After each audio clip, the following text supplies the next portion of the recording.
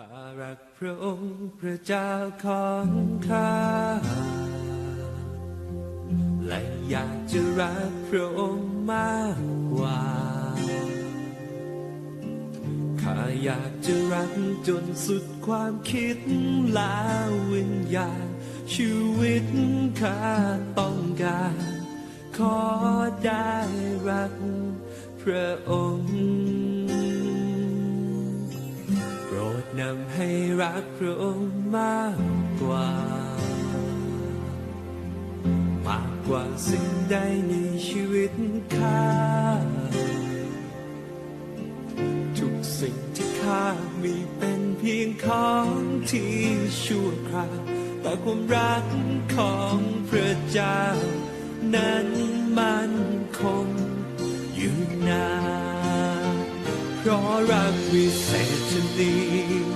ไม่มีในผู้อื่นมีเพียงในรั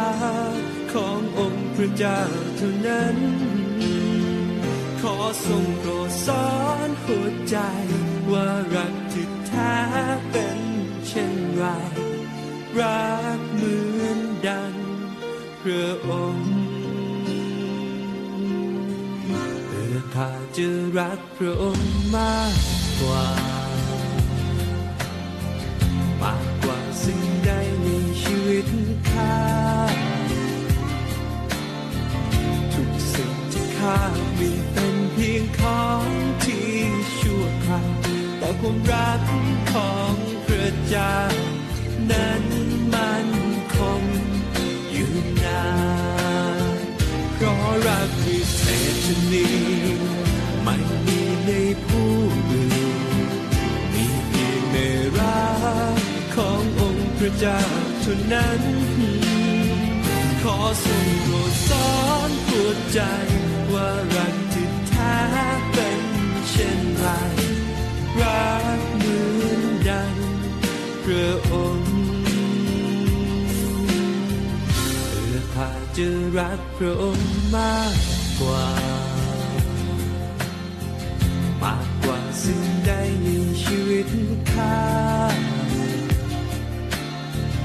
ทุกสิ่งที่ข้ามีเป็นเพียงของที่ชั่วคราวแต่ความรักของพระเจ้านั้นมันคงอยู่นานให้โลกนี้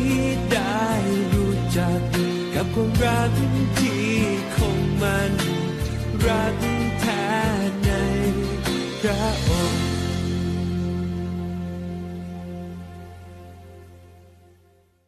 ข้ารักพระองค์พระเจ้าของข้า